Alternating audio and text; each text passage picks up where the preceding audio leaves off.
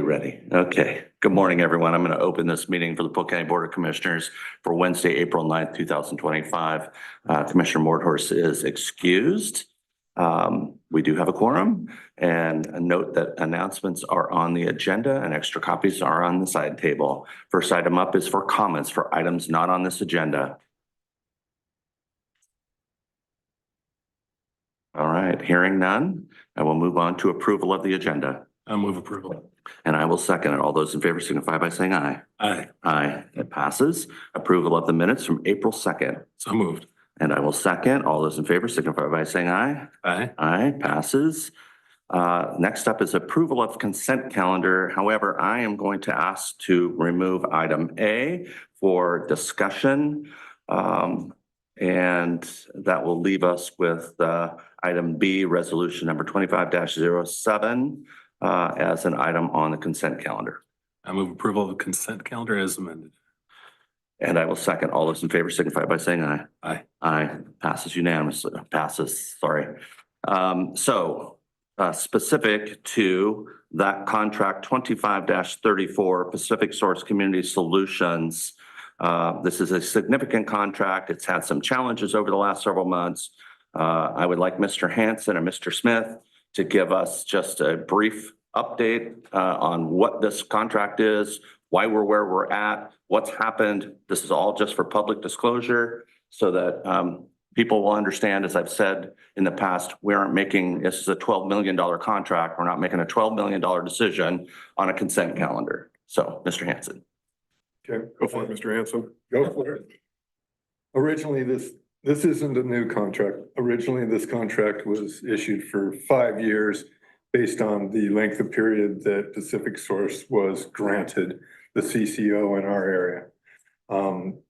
Due to how the state proceeds with awarding those CCO to companies and that, they extended that period for 2 years. So this contract moves the contract period from December 31 of 24 to now December 31 of 26. So an additional 2 years, at which time it may get extended again. We don't know. We don't control that process. So this is Pacific Source's effort to extend that contract, pretty much all the same terms except length of the contract, and that it is one of the main, if not main, funding sources for behavioral health. And it is a large amount of money, but in the behavioral health world, it's not a lot of money. So Mr. Smith may add more details. I believe we sent it once and it never got signed. So yeah, there were typographical errors, and I think they had an error on the start date. It was just essentially issues with the boilerplate language, nothing substantive in the contract. So we signed it originally, I want to say in January, sent it back to Pacific Source for their signature. They discovered the typographical errors, and it's been back and forth trying to get the correct version signed by everyone. So this is the final corrected version, is my understanding. And we've been drawing on this account, even though we haven't had a signed contract. yeah, technically, the old contract ended December 31 of 24. We haven't lost any funding during that period of time. This contract dates back to January 1, 2025. However, we're now formally approving it in April. So not unusual at the state or CCO level.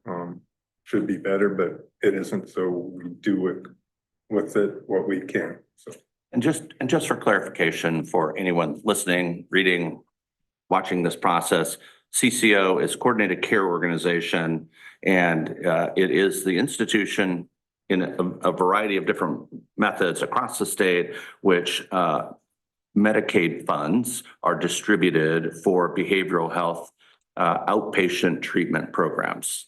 And have I got that pretty well isolated there?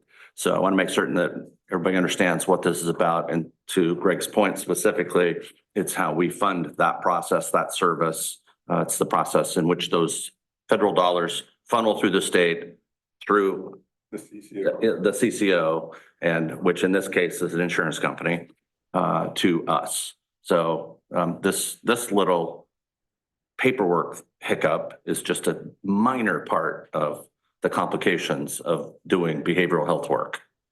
And to add additional clarification, our CCO consists of both Polk County and Marion County. So Pacific Source oversees those functions within those two counties. This specific amendment increases one of the reimbursement rates. Yes, it does modify the reimbursement rates, which have been in effect since January 1 of 2025. So once again, we need a vote, a decision and a vote to move this forward, even though we've processed it through once already. Yeah. Okay. And after that 5-year mark, is there a trigger to relook at the main terms of the contract? It was an original 5-year mark. This extended it 2 years. I do not know. Gotcha. I do not know what the state is going to do. In the original, when this was originally set up, and Pacific Source is the second provider we've had in our area. The first time it went 5 years, the second time it's going longer. It's gonna be at least 7 years now. Right. But Pacific Source will be the CCO. It's a lot of work for all entities involved when you look at CCO providers throughout the state. So I can't guarantee that there won't be another 2-year extension. I'm ready for a motion. Go ahead. So I'll move to approve Polk County contract number 25-34 with Pacific Source Community Solutions. Thank you. And I'll second. All those in favor signify by saying aye. Aye. Aye. And that passes. So thank you for your indulgence to put that out into the public record.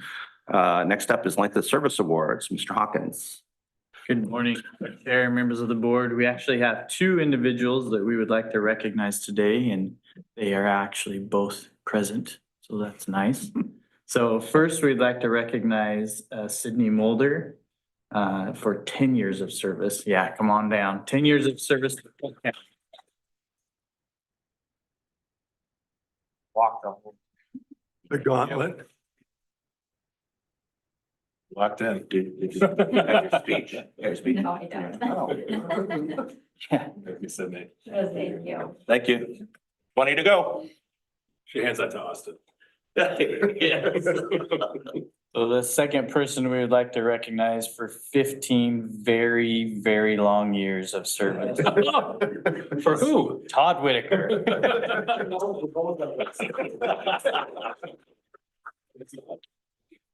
So glad to know you, Dad. I gotta stand up. 20 to go. 20. Oh, just the 15. Okay. And that's all I have for length of service. Thank you. Great team. All right, next up, we have a public hearing regarding jurisdictional transfers to the City of Independence. And I will recess our regular board meeting, open up that public hearing, and first ask staff, and I think that's going to be Darren, to come forward and give us the particulars on this process. I'm Darren Blackwell, the Polk County Surveyor. So the City of Independence has requested that we do a jurisdictional transfer on some roadways that they've annexed into the city. Get my glasses on so I can read which streets they are. Those are 13th Street, E Street, Gun Club Road, Stryker Road, and Talmadge Road. All within the city limits of Independence. They passed an ordinance requesting jurisdictional transfer, and we're here to hear testimony about that. Yeah, so there were 2 other roads that were originally proposed, and that was Corvallis Road and Hoffman Road, but we had some, by the way, Todd Whitaker, Public Works Director. We had some other projects going on those roads that said we want to let those get resolved, and then we'll do jurisdictional transfers on those roads. There's been an on again, off again project on Talmadge Road as well with a development that's in between Talmadge and 13th. And with some unresolved issues left on that regarding traffic impacts, I would request that we accept Talmadge Road from this decision until we get those transportation impacts resolved. I would also state that this is just a hearing for the process and we don't need a final decision today since we're still sorting through what's going to happen with Talmadge Road and other things. So I don't think we need to consider the order that's in their agenda packet. I think that's just more for reference. So we can conduct the hearing, you can do your fact finding, and we can revisit a final decision at a later date. Thank you. All right. So anything further before we move on to questions? Okay. All right. So we don't have any, well, I'll open it for public testimony, I guess, and anybody who wishes to testify pro or con. All right. I don't hear anyone. So I don't see anybody from the City of Independence here. So I'll open this up then for questions from the board and any discussion specific to this. So again, my position would be for the benefit of the public who don't normally see us conduct this kind of business. Let's break it down to the simple, why are we doing this? Again, for the benefit of the public, just a brief, here's our process and here's why we do what we're doing right now. Yeah, it's really part of the orderly process of development is that when a city develops up against and around a street, that the jurisdiction is transferred from the county back to the cities, or not back to the cities, but to the cities, so that we don't have somewhat of a, gerrymandered city limits that, follows the right of way in streets. But And for clarification, this is road jurisdiction control inside of an urban growth boundary, but outside of a city limits. No, these are No, within the these- city limits. Yeah, these have been annexed in. Way too many people talking at once. yeah. So the way the Oregon State statutes reads is you can't transfer jurisdiction outside of city limits. So it has to be within the corporate limits. And so Independence went through an annexation process and annexed all these roads into the city limits. And now we just have to do it's a formality of transferring jurisdiction to them so that then they have the authority over the road Inside the urban growth boundary. inside city limits. Inside city limits. These have been annexed. Oh, thank you. Okay. But city limits don't go outside urban growth boundaries. So again, I'm right and you're right. Just want to make sure that everybody understands this is not transferring jurisdiction of an entire road, only the portion of the road up to that city limits that's now annexed. That's correct. Thank you. If I may, Commissioner, I'll just point out, it's a weird quirk in the law that when the city expands their city limits and they annex new land into the city, even when it takes into a road, it is within that annexation, that doesn't transfer the jurisdiction of the road itself. That remains a county road until this process is completed. So there can be county roads that exist within city limits. And until we go through this process, it remains a county road. We have all the maintenance responsibilities, things like that. So, man, you can't annex it, or you can't transfer the jurisdiction until it is annexed in city limits. So it's kind of a weird two-step process, which is the city annexes new lands that encompasses county roads. They remain county roads until a subsequent jurisdictional transfer occurs. And however, I've learned through this particular process that I didn't realize before, this process doesn't necessarily assure that we're transferring jurisdiction of the entire width of a road. And that in some cases, it only goes to the center line. And so I think that's also an important thing here. I want to understand how many of these that we're considering today are actually full or half of a road width jurisdiction. And even if we say yes to these, what's our responsibility still if it's only a half width? I'll have to look these up. I don't have that answer directly, but I can answer generically that, if they've annexed out to the center line and the other half of the road remains in the urban growth boundary, then we still have jurisdiction over that, still have operation maintenance responsibility on it.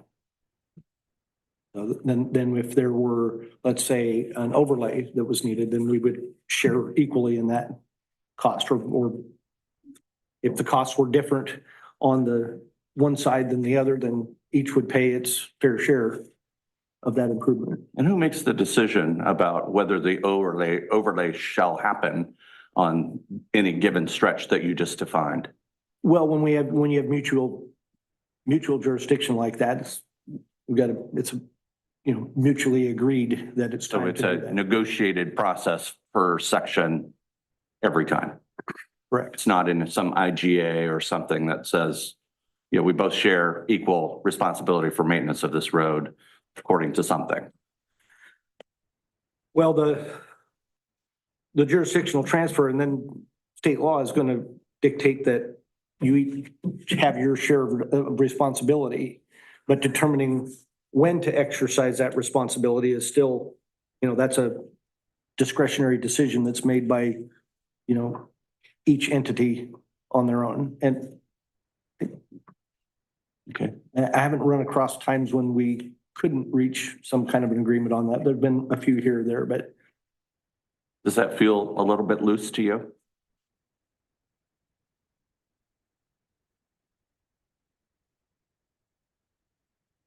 whether it feels loose or not, I'm not sure we can do anything about it. Well, wouldn't it be nice if there were in state statute that the transfer would be automatic with the index? Well, we're talking two different things. One is jurisdictional transfer and one is, execution of maintenance on a mutually owned road. So there are places in the statute where annexation automatically creates jurisdiction. For example, City of Salem is one of the named cities within the state of Oregon that shall not have county roads inside city limits. And so an annexation creates the jurisdictional transfer. And I think there's maybe a half a dozen other cities that are listed that way. But having said that, this situation that Commissioner Pope is describing where the city just goes out to the center line and the county still has the other is still going to be I think a mutually agreed upon decision to do some type of surface maintenance there. So there's no default to city or county standards on that stretch, or There's, on one side of the road and the other, there could be different standards? speaking of standards, Yeah. if this part that is still in the county's jurisdiction is in the urban growth boundary, then we follow the standards of the city in that urban growth boundary. Okay.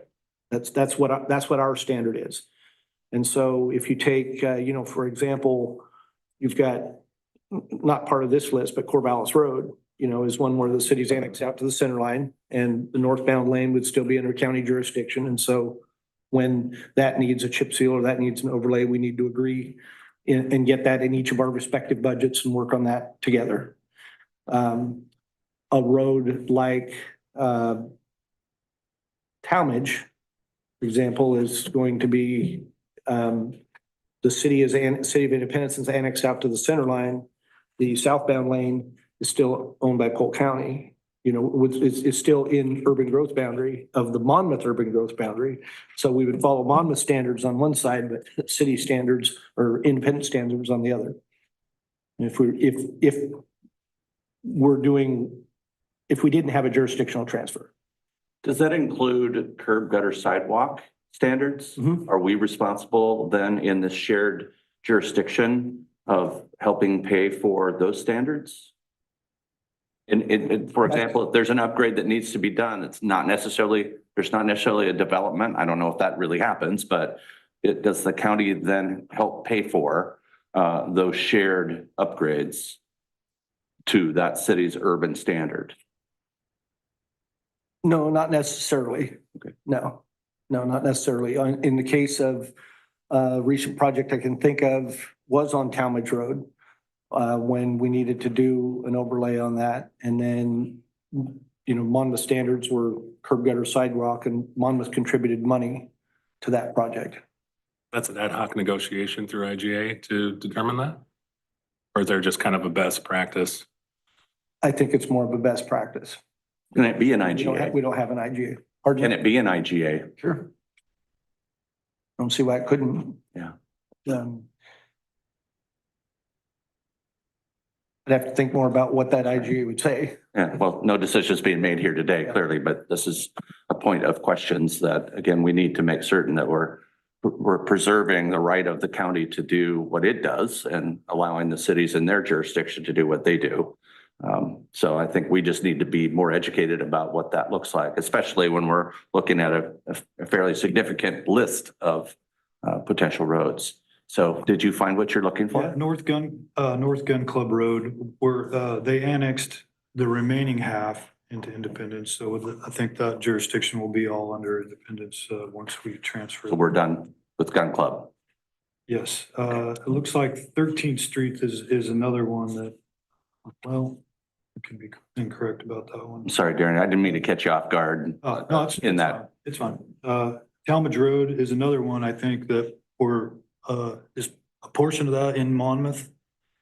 A portion of it Yes, is in the Monmouth urban growth boundary and a portion of it is in the Independence city limits. So that, half of that will get, and, you know, we'll go under the jurisdiction of Independence once we transfer, you know. And, the rest of them, I think, are Stryker Road is just a little sliver, I think, that was missed in a previous jurisdictional transfer. I don't know if it was by mistake in the legal description or what. It's just a little tiny piece. The rest of that is already within the city of Independence. And I think E Street is all of that will be transferred. Yeah. So I think Gun Club Road, for the most part, I think we're aside from portions of Talmadge, that will be all transferred. Yeah, it's difficult to tell on here because they don't have the city limits Gotcha. exactly laid out. Yeah, we can, if you'd like some Yeah. graphics when we reconvene the hearing, we'd be happy to bring that for clarification. I just think that it's important for us and for the public to know that once an action takes place on this, what, if any, responsibility does the county have on some of these roads? And it sounds like have a few here that are in this list that absolves the county of responsibility for maintenance completely in the future. And I have another question kind of from the public perspective, particularly on that west side of Talmadge. If I'm a resident there and I have a grievance with something on my road or work that's been done, I assume they would take it to the city and not the county, even though I assume that would be our side of the road, or would they bring it to the county? If they brought it to the city, they'd probably be referred to the county. Okay. Interesting.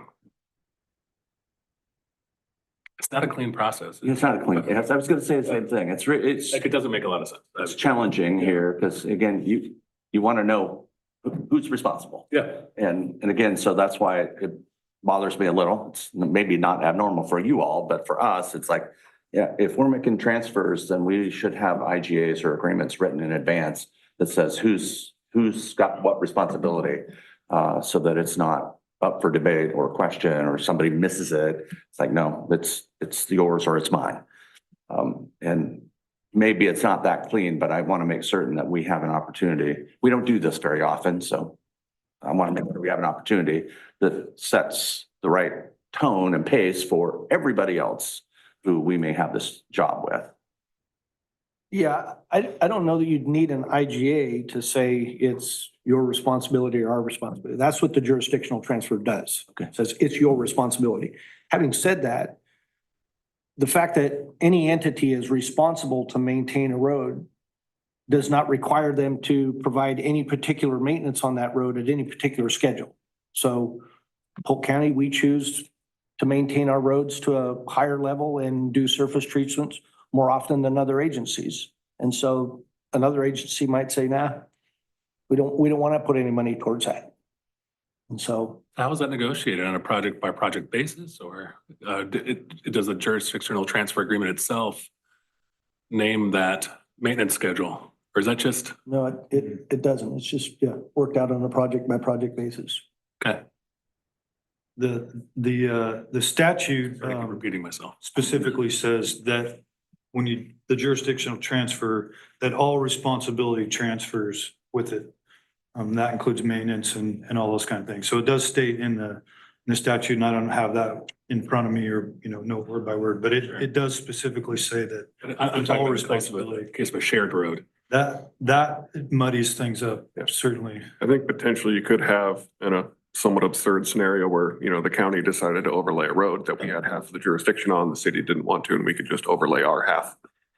But I don't think that would ever really That'd be happen. absurd. I would vote no on that. Yeah, and that's why it's an absurd scenario, but that potentially could. We stop at the line where they're Stop at conflicted. the center line. We had exactly that situation on Hannah Road, where the city had annexed in, it wasn't their jurisdiction. But they hadn't put any funds in their budget for that, so it was just a small amount. We said, just go ahead and overlay it, and we ate that cost just to keep Remember. all of the governments from looking bad. Well, either by statute or ordinance, I'd love to explore ways to clean this up, advocate for something at the state level or through IGA or even ordinance, clean up this process because I'm imagining future public works directors in similar situations and it seems like a waste of time and confusion. Yeah, so you have this situation, whenever you get into cities. So we have Riddle Road, part of Riddle Road is annexed, half of Riddle Road is annexed Right. into the city of Monmouth. And the other half is in UGB, Hoffman Road. Yep. Half of, one lane is annexed or one, none of that has been annexed, but could eventually be. And then there will be a split jurisdiction. Right now, it's all of ours. Corvallis Road, is annexed half one lane into the city and one lane out. Trying to think of any over in Dallas that are half in and half out, I think. No. Can't think of any in Dallas or any other place where it's half in and half out. Okay, now I'm going to move on to a little bit harder part. So this order describes Talmadge Road, and we've had questions and concerns about Talmadge Road before this order came to this public hearing. So do you have anything that you want to add or comments you want to make about this order and describing Talmadge Road? No, I don't think I have anything I want to add. I just want to, exempt it from this decision at this time until we worked out, the transportation impacts of that proposed development. That order shouldn't be considered in the decision making. When you finally make a decision, there'll be a new modified order that describes what roads are going to be accepted or approved by the Board of Commissioners and that. So that was just an example of an order. Technically, it's not the order that you're supposed to be passing or considering for decision today. Okay. Any other questions? Discussion? Not now. Okay. Procedure, process. Have I covered the bases here? Close the Have any hearing. public, nobody's wanting to testify? I would Once again, explicitly close the hearing. I don't think we've done that, but yeah. I haven't. I just want to make certain that I cover all the bases in the public hearing. Thank you, gentlemen. I'm going to close this public hearing and turn this back to the regular session for the Board of Commissioners. We are not in a position of making a decision on this request today. And tell me what the process is going to be on this now going forward. You guys can continue to consider what is presented today, get follow-up questions from Public Works staff to the extent you have it. And then we can set it for a decision at a subsequent board meeting. My assumption is the process would look something about an agenda item in the future where we discuss which roads, if there are any that we don't want to transfer jurisdiction on, at which point you'll direct staff to prepare an order in accordance with whatever decision the board makes, and we'll prepare that and bring it back to the board for a subsequent approval. And how much time would you like to have to prepare an upgraded order? We can move. Clearly, the roads that aren't in question, we should clean this, we should get it done. Like for the other commissioner to be back when it comes back and do that. So the earliest is next week, the latest, or I mean, then you gotta skip a week because we have budget hearings. So it's either next week or 3 weeks. I'd prefer to defer 3 weeks. Is there a fire? Is there a hurry? Does the city have any interest in us in a speedier decision that you're aware of? No, given the fact that we're gonna modify that order, I think if there's a fire, it's town drug. 3 weeks is appropriate. I'm good. Easy. For the record, 3 weeks is when we're coming back to consider an upgraded order. Okay? Anything further on this subject? All right, hearing none. We're looking at, next item is the reclassification of employee, Mr. Hawkins. Good morning again. We'll just keep moving with the public works theme here. We are here to request a reclassification of one of our road maintenance workers, Peter McLeod, again, in public works. We're asking to reclassify him to a heavy equipment operator. He's been here for around 2 years now and received the necessary skills to be able to move into this next position, and it's kind of the plan and not outside the norm at all. So if this is approved, we would request that it be effective April 1st. In looking at a 12-month fiscal year period, this would be an increase of approximately $3,200, including PERS contributions, which their budget is able to absorb. I'm good. I am too. Thank All you, right. Peter. Thank you. Do we have a need for an executive session? No, sir. No, sir. Okay. Do we have any other business to come before this board? Nope. Okay. Hearing none, we're adjourned.